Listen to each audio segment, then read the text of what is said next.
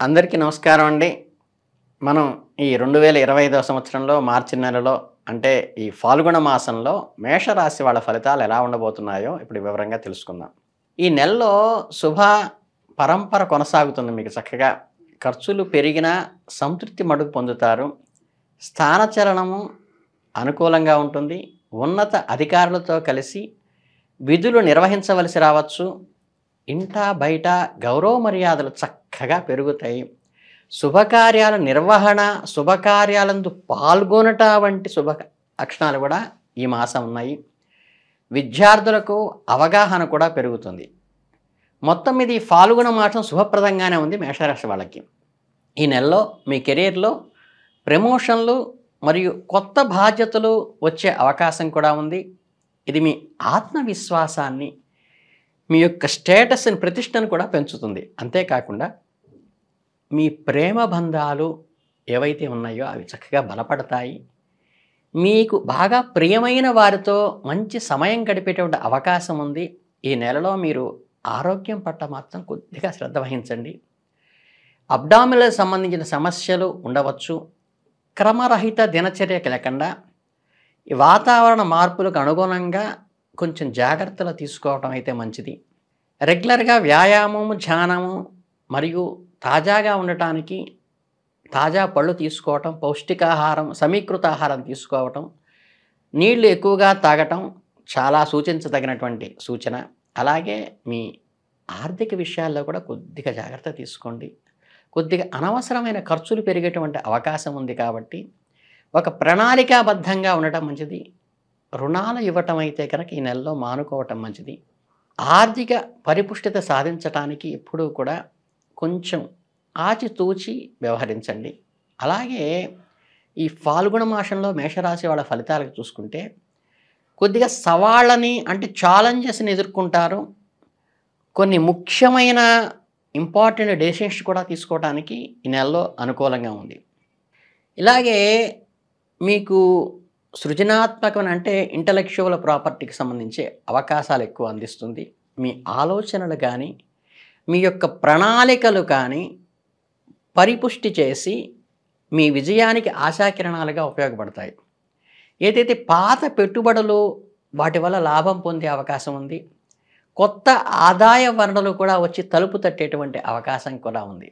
అలాగే సమాజంలో మీకు ఈ ప్రతిష్ట, గౌరవం పెరగడంతో కొంచెం అసూయదారులు పెరిగేటువంటి అవకాశం కూడా ఉంది. ఈ నెలలో మీకు శ్రేయస్సు, దాంతోపాటు విజయము, ఈ రెండూ కూడా అంటే ఏంటంటే ఫేము, స్టేటస్సు రెండూ ఇంక్రీజ్ అయ్యే అవకాశం ఉంది. అలాగే ఇక మీరు ప్రొఫెషన్ విషయానికి వస్తే ఏంటంటే ఏదైతే మీ కార్యక్షేత్రంలో మీ కృషి మరియు అంకిత భావానికి మంచి ఫలితము, గుర్తింపు కూడా లభించబోతోంది. ఒక ప్రమోషను లేదా కొత్త బాధ్యతలు, అడిషనల్ ఛార్జెస్ వచ్చేటువంటి అవకాశం కూడా ఈ మాసంలో ఉంది.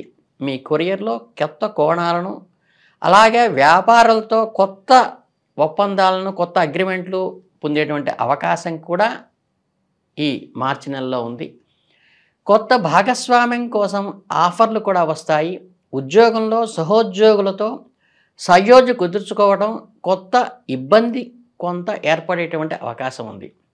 కొంచెం సహనంగా ఉండండి, సున్నితత్వంతో వ్యవహరించండి. ఏది చెప్పినా సరే కొంచెం పొలైట్గా చెప్తే మీరు సమస్య నుంచి బయటపడతారు.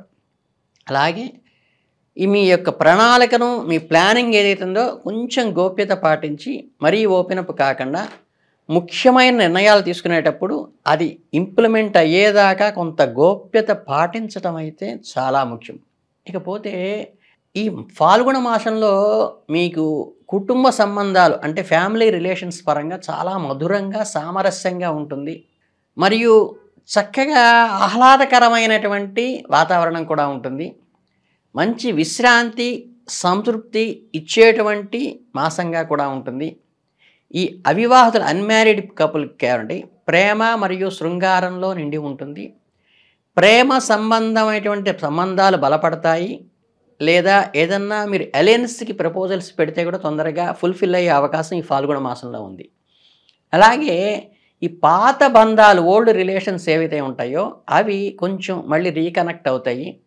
మీ జీవితంలో సానుకూల మార్పులకు దారితీస్తుంది. సన్నిహిత సంబంధాలు, చిన్న విషయాలపై కొద్దిగా వివాదాలు ఉంటాయి. కాబట్టి ఆలోచించి మాట్లాడండి. మీ ప్రవర్తనపై శ్రద్ధ వహించండి. కొత్త ప్రతిపాదనలు వచ్చే అవకాశం ఉంది. మీ జీవితానికి కొత్త దిశను నిర్దేశిస్తుంది ఆ ప్రతిపాదన. జీవిత భాగస్వామి నుండి బహుమతులు, అప్రిషియేషన్ పొందేటువంటి అవకాశం ఈ ఫాల్గుణ మాసంలో ఉంది. అలాగే మీ బంధాలను మరింత బలపరచడానికి మార్చి నెల బాగా ఉపయోగపడుతుంది. అలాగే ఈ నెలలో మీ మానసిక మరియు శారీరక శక్తి నిలిచి ఉంటుంది. మీరు రోజువారీ పనులు శక్తి మరియు ఉత్సాహముతో చక్కగా పూర్తి చేయగలుగుతారు. మీ దినచర్యలో అంటే డైలీ కూడా ప్రోగ్రెస్ పెరుగుతుంది. మీకు ఎక్కువ సమయం నిర్వహణ మరియు ఉత్పాదకత సహాయం అంటే ప్రొడక్టివిటీ కూడా పెరుగుతుంది. సగం నెల గడిచిన తర్వాత మీ ఆరోగ్యం పట్ల మాత్రం కొద్దిగా శ్రద్ధ వహించండి. కడుపు సంబంధిత సమస్యలు ఉండవచ్చు. మరియు కొంచెం దినచర్యలో సమయానికి ఆహారం తీసుకోలేకపోవటం, సమయానికి నిద్ర లేకపోవటం అనేవి మాస అంతంలో జరిగేటువంటి అవకాశం ఉంది. కాబట్టి హెల్త్ విషయంలో మంచి కాన్షియస్ తీసుకోవటం చాలా ముఖ్యము. కనుక ఏంటంటే ఓవరాల్గా మీకు అంతా మంచి శుభకరమైనగానే ఫాల్గుణ మాసం అంతా గడుస్తుంది. అయినప్పటికీ మీరు తీసుకోవలసిన కొన్ని జాగ్రత్తలు ఇప్పుడు చెప్తాను. మీకు మానసిక శాంతిని కాపాడుకోవటానికి కొంచెం సమయస్ఫూర్తి, సహనము పాటించండి.